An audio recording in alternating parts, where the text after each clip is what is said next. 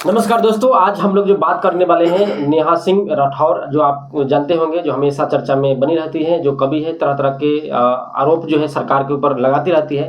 लेकिन जो पहलगाम हमला हुआ उसमें उन्होंने एक ऐसे बयान दे दिया जिससे जो है अभी पूरा चर्चा में बने हुए हैं। बहुत जगह जो इनके ऊपर जो है लोगों के द्वारा जो है FIR करा दिया गया है, उत्तर प्रदेश से लेकर के बिहार तक। तो मारुति जी, इस पर आप क्या कहना चाहेंगे? थोड़ा आप विस्तार से लोगों को जानकारी दीजिए, बताइए।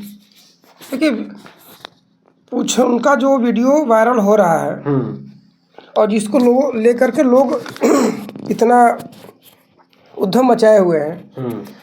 लखनऊ में भी, बिहार के भी कई थानों में उनके अगेंस्ट FIR दर्ज हुआ है। ठीक है, लोगों की भावनाएं आहत हुई है उनके जो सवाल करने का तरीका था, और उसने जो पाकिस्तान ने उनका कंटेंट उठा करके और टैग करा हुआ है, लोग वहाँ से गुस्सा है। ठीक है, वो मैटर एक फोन कॉल से दूसरे देशों की वॉर रुकवाने वाले पॉपा अपने देश में आतंकवादी हमला नहीं रुकवा पाए, और अंधभक्त मुझसे कह रहे हैं कि ऐसी बातों पर राजनीति और सवाल मत करो। अरे, जब देश की राजनीति ही राष्ट्रवाद और हिंदू मुसलमान के मुद्दे पर चल रही है, उसके बाद भी आतंकी हमलों में देशवासी मारे जा रहे हैं, तो सवाल किस मुद्दे पर? लोगों की भावनाएं आहत हुई है वहां से। ये तो है। और भावनाएं आहत हो भी तो क्यों ना हो, मेन मुद्दा जुड़ा हुआ है यहाँ पर बीजेपी गवर्नमेंट से। सबकी इस मामले में नज़रिया अपने अपने देखने की अलग अलग होती है। बीजेपी में मोदी जी से लोगों की उम्मीद आवश्यकता से अधिक है।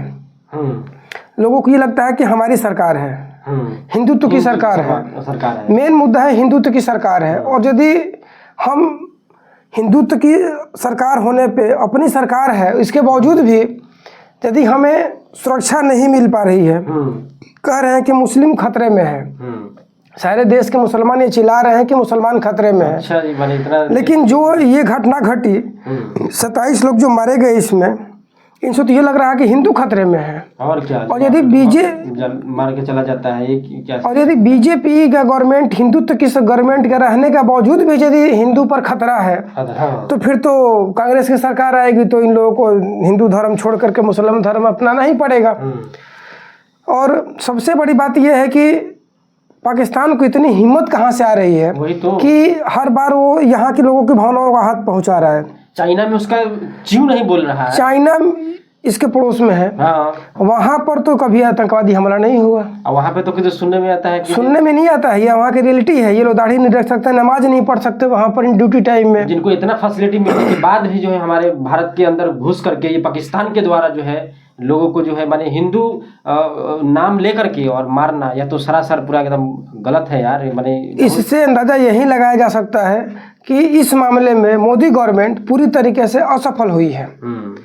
क्योंकि यदि 4 दिन 5 दिन होने के बाद भी अभी तक ना वो लोग मारने वाले पकड़ाए और ना ही कोई उनके अगेंस्ट कोई कार्रवाई हुआ, बस लोग बोल रहे हैं, सोशल मीडिया में खूब चल रहा है कि जो कुछ 2 या 3 आतंकवादी को जो मार दिया गया था उसी दिन, अगले दिन ही कुछ। अब जैसे लोग बातों बातों में कहते हैं कि अच्छा हुआ कि जब हम लोग आज़ाद नहीं 47 में व्हाट्सएप और फेसबुक नहीं था।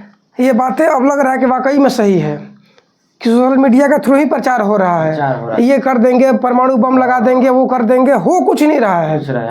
तो लोगों की भावनाओं के साथ खेला जा रहा है इसमें।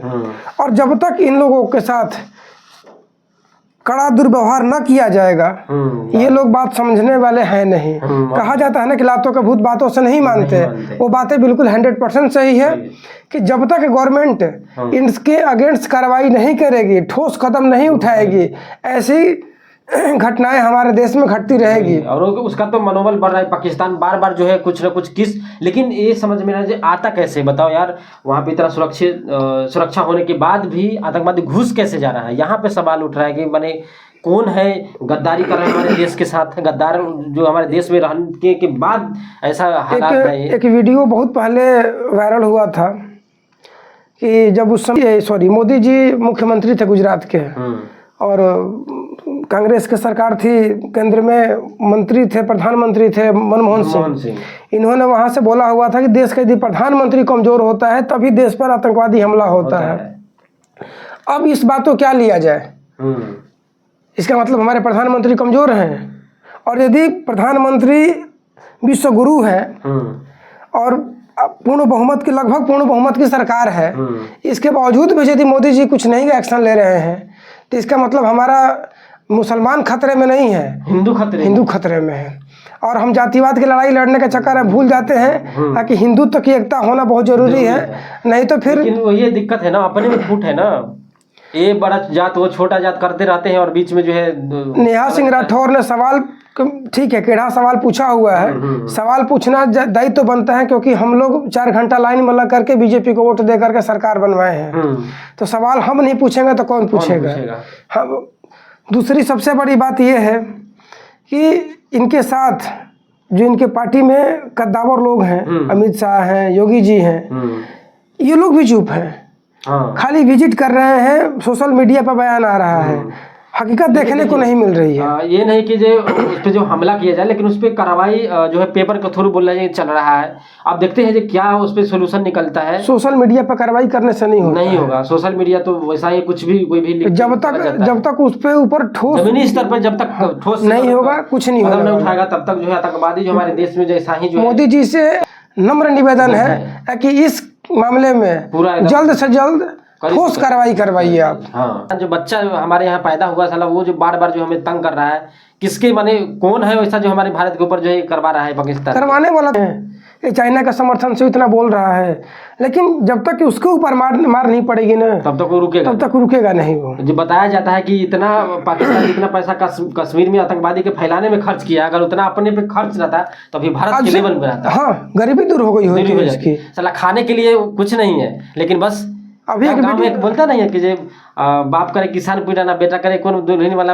हाँ, तो बड़प्पन दिखाने से नहीं होता है, अपना उसके जो जनता है वो भूखमरी से मर रहा है, लेकिन बस हम बड़प्पन दिखाना है, मुझे हमें भारत से लड़ाई करना ही है मुझे। वो बीच में नहीं सोशल मीडिया पर आया हुआ था कि लोग कह रहे थे कि वहाँ गए थे जापान में मीटिंग में, कह रहे कि 2 बेचारा गधा बेच के वहाँ कपड़ा सिलवा के गए थे, वहाँ मौका ही नहीं मिला इनको माइक लेकर के बोलने के लिए। कह रहे बताओ, अभी थोड़ा 2 गधा भी बिक गया और कपड़ा नहीं मिला। फिर बात खत्म करते हैं यहीं पे। जय हिंद, जय भारत।